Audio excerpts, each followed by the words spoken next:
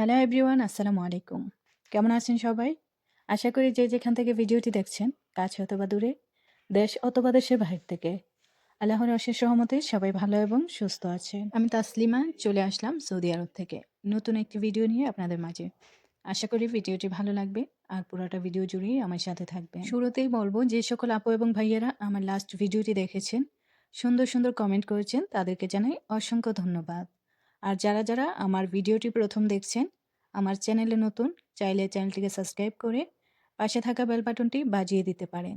তাহলে আমার সব ভিডিওর নোটিফিকেশন সবার আগে আপনাদের কাছে পৌঁছে যাবে। আর যারা যারা ভিডিওটি দেখা শুরু করেছেন, একটা লাইক দিয়ে ভিডিওটা শেষ পর্যন্ত দেখতে থাকুন, আশা করি ভালো লাগবে।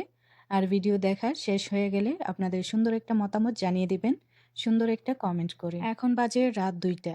আমি সেহরির জন্য ক্যারামেল বানাচ্ছি। তো এটা যেহেতু প্যাকেটের ক্যারামেল, এটা বানাতে খুবই সহজ আর অল্প সময় লাগে। তার জন্য আমি রাতেই বানাই। আর যদি নরমালি ডিম-টিম দিয়ে যদি বাসায় বানানো হয়, সেটা কিন্তু আগে থেকে বানিয়ে ফ্রিজে রেখে দিতে হয়। তো এটাকে আমি বানিয়ে ১০ মিনিটের মতো ফ্রিজে রেখে দিলেই ঠান্ডা হয়ে যাবে, একদম জমে যাবে। তার জন্য আমি রাতের বেলাই বানাই।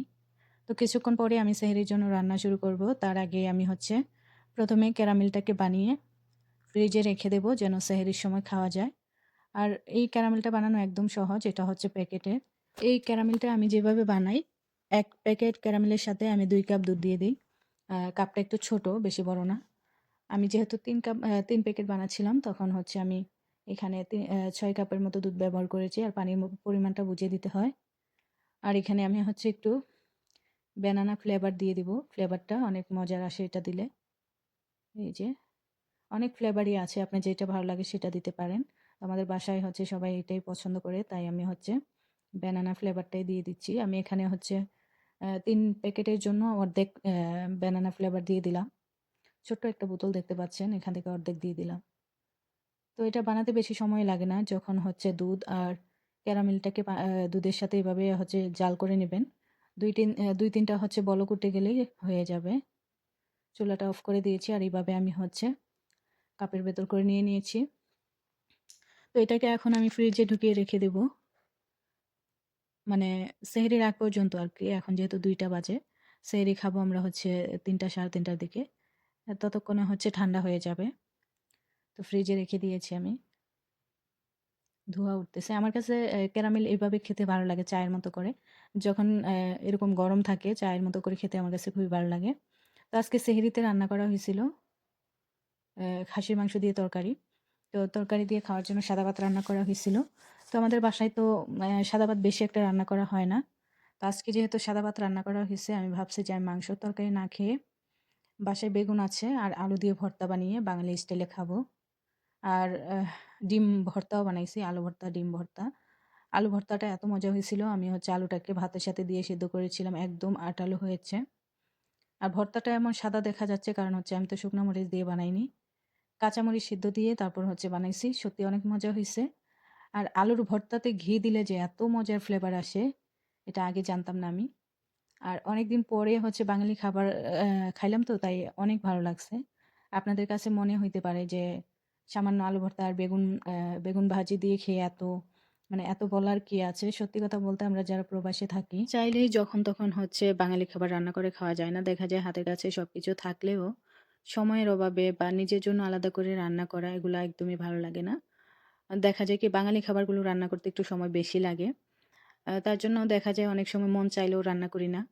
সময়ের অভাবে বা ভালো লাগে না। একা, একা নিজের জন্য রান্না করাটা আসলেই ভালো লাগে না। তো আজকে ভাবলাম যে বেগুন ছিল বাসায়, একদম ফ্রেশ বেগুনগুলো ছিল। তো আমি ভাবলাম যে আর যেহেতু সাদা ভাত রান্না করেছি, আমি যদি ক্যাপসা অথবা বিরিয়ানি রান্না করতাম হয়তোবা করতাম না বেগুন ভাজি এগুলো। তো যেহেতু সাদা ভাত রান্না করা হয়েছে, তো আমি ভাবলাম যে এক কাজে ২ কাজ। আমি মাংস দিয়ে না খেয়ে আমি আ একটু ভর্তা ভাজি করে নিই। আর বেগুন ভাজার সাথে যদি একটু পেঁয়াজ ভেজে উপরে এভাবে দিয়ে দেন, তাহলে কিন্তু খেতে আরো বেশি ভালো লাগে। আর একটু ঘি দিয়েছিলাম ভর্তাতে, এত মজা হয়েছিল। ডিম ভর্তাটাও মজা হয়েছিল, কিন্তু আমার কাছে আলু ভর্তাটাই বেশি ভালো লেগেছে। আর বেগুন ভাজাটাও অনেক মজা হয়েছিল। আর একটা মাত্র কাঁচামরিচ দিয়ে আমি ২ টা ভর্তা বানাইছি। আমি কেন জানি না, এখানে আসার পর থেকে। যেহেতু একটানা ৩ বছর কোনো ঝাল খাইনি, তার জন্য অভ্যাস হয়ে গেছে। একেবারেই ঝাল খেতে পারি না। তবে আমি খাওয়ার একটু চেষ্টা করি, যে আমি তো বাংলাদেশে গেলে অনেক ঝাল খেতে হবে, কারণ বাংলাদেশের মানুষজন যেভাবে ঝাল খায় আর তরকারির ভেতরে ১ চামচ ২ চামচ করে গুঁড়ামরিচ দেয়। তো ওই ঝালগুলো তো দেশে গেলে খেতে হবে, একটু খেয়ে অভ্যাস করতে হবে। তো আমাদের বাসায় যখন কাঁচামরিচ ফ্রেশ নিয়ে আসে বাজার থেকে, তখন আমি একটু ভাতের সাথে খাওয়ার ট্রাই করি। তবে মানে মরিচের যে আগাটা থাকে একটু মানে ঝাল কম, এতটুকু খেতে পারি। কিন্তু নিচে যখন ঝালটা পর্যন্ত পৌঁছায় তখন আর খেতে পারি না। আমার মনে হয় আমার ছেলে-মেয়ে বাংলাদেশে থাকে, ওরা যতটুকু ঝাল খেতে পারে আমি এখন ততটুকুও খেতে পারি না। আর বাংলাদেশে যাওয়ার সময় আসতেছে, তাই ভাবলাম যে একটু, একটু করে ঝাল খেয়ে অভ্যাস করে নেই। তো ইনশাআল্লাহ যখন মানুষ যে পরিস্থিতিতে থাকে সেটাই মানায় নিতে হয়। এখানে যেহেতু অনেকদিন হয়ে গেছে ঝাল খাই না, তার জন্য বেশি একটা অভ্যাস নেই। তো আবার যখন দেশে চলে যাব, নিয়মিত ঝাল খাবো ইনশাআল্লাহ, অভ্যাস হয়ে যাবে আবার। তারপরেও আমি হচ্ছে বাংলাদেশে গেলেও ঝালটা একটু কম খাওয়ার চেষ্টা করব। কারণ ঝাল মসলা খাওয়াটা তেল, ঝাল, মসলা এগুলা মানে না খাওয়াটাই ভালো। যতটুকু সম্ভব না খাওয়া ভালো। আর দেখেন আমি কত মজা করে খাচ্ছি ভাতগুলো, মানে একবার শেষ করে আবারও নিয়েছি। আমি চাচ্ছি যে ভর্তাগুলো যেন নষ্ট না হয়। যেহেতু রোজা রাখবো, ভর্তাগুলো থেকে গেলে, আর ভর্তা কিন্তু বাসি খেতে একদমই মজা না। তাই আমি একটু বেশি, বেশি করেই ভর্তা নিয়ে ভাতগুলো খেয়ে নিয়েছি অনেক মজা করে। আলহামদুলিল্লাহ অনেক ভালো লেগেছে। আর এই তো এদিকে তরকারি রান্না করছিলাম খাসির মাংস দিয়ে। খাসির মাংস দিয়ে, সবজি দিয়ে হালকা করে একটু তরকারি রান্না করেছিলাম। আর সেহরিতে হচ্ছে প্রতিদিন ক্যাপসা, ক্যাপসা খেতে, খেতে একদমই ভালো লাগতেছিল না। তাই একটু মানে অন্যরকম খাওয়ার চেষ্টা করলাম। তো ইনশাআল্লাহ খুব তাড়াতাড়ি বাংলাদেশে চলে যাব। সবাই দোয়া করবেন। আর ৩ বছর চলে গেছে, এখন ২-৩ মাস আছি। ওই ২-৩ মাসগুলোই আমার কাছে মনে হচ্ছে ২-৩ বছরের চেয়েও অনেক বেশি। মানে সময় যেন যাচ্ছেই না ইদানিং।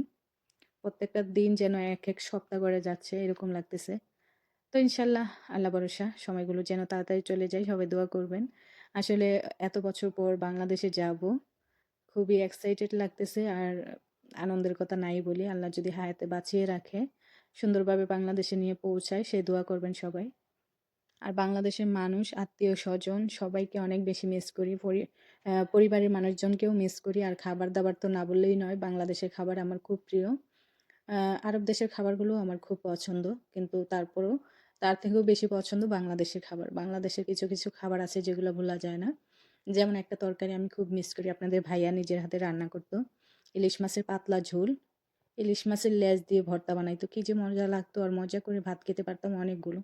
তো মানে ওই কিছু, কিছু খাবার আছে অনেক মিস করি। ওগুলোকে ইনশাআল্লাহ যখন দেশে যাব রান্না করব, আপনাদের সাথেও শেয়ার করব। আর এখানে তো মনে করেন যে ভিডিও করি অনেক কষ্ট করে, দেখা যায় রান্না করতেছি, এক হাত দিয়ে ভিডিও করতেছি। মানে অনেক কষ্ট করে ভিডিও বানাতে হয়। ভিডিও তেমন সুন্দরও হয় না। তো ইনশাআল্লাহ ইচ্ছে আছে দেশে গিয়ে ভালো করে সুন্দর করে ভিডিও বানানোর। সবাই দোয়া করবেন। তখন নিজের ঘরে, নিজের বাড়িতে আহ মানে নিজের স্বাধীনভাবে আরকি ভিডিও বানানো যাবে। আর এখানে অনেক বাধা, মনে করুন বাধা না থাকলেও আমার কাছে খুবই আনইজি লাগে ভিডিও বানাতে। আরব দেশের মানুষগুলা কিন্তু অ্যা খাবারের ভিডিও একদমই পছন্দ করে না ওরা বানানো। তো যেহেতু ইউটিউবিং করতেছি, ইউটিউবে ভিডিও আপলোড দেই, সেই কারণে হচ্ছে ভিডিও বানাতে হয়। তো ইনশাআল্লাহ খুব শীঘ্রই বাংলাদেশে চলে যাব। আশা করি আপনাদেরকে সুন্দর, সুন্দর ভিডিও উপহার দেব। আর যারা, যারা ধৈর্য সহকারে আমার ভিডিওটি এতক্ষণ পর্যন্ত দেখেছেন, যদি একটা লাইক দিতে ভুলে যান, প্লিজ একটা লাইক দিয়ে ভিডিওটি শেষ করুন। আর আমার ভিডিওটি দেখার জন্য আপনাদেরকে সত্যি কি বলবো, মন থেকে অনেক, অনেক ধন্যবাদ এবং আপনাদের কাছে আমি কৃতজ্ঞ। আশা করি এভাবে ভালোবাসা দিয়ে আমার পাশে থাকবেন। আপনাদের ভালোবাসা পেলেই কিন্তু আমরা নতুন ভিডিও বা নতুন কাজ করতে উৎসাহিত হই। তো ইউটিউবে আসছি যে আশা ইচ্ছে নিয়ে, জানি না আল্লাহ কোনোদিন কবুল করবে কিনা বা পূরণ হবে কিনা।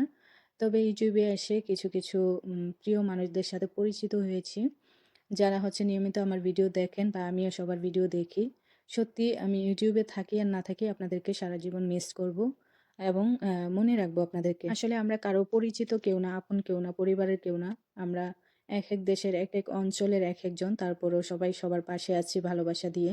এই ভালোবাসাটা যেন সবসময় থাকে, এটা হচ্ছে একটা নিঃস্বার্থ ভালোবাসা। তো সবার জন্য অনেক, অনেক দোয়া আর মন থেকে ভালোবাসা। সত্যিই সবার কাছে আমি অনেক কৃতজ্ঞ। তো যারা, যারা ভিডিওটি দেখছেন প্লিজ একটা লাইক এবং একটা কমেন্ট করে দিবেন। সবাই ভালো থাকবেন, সুস্থ থাকবেন। দেখা হবে বা কথা হবে পরবর্তী যেকোনো ভিডিওতে। আল্লাহ হাফেজ।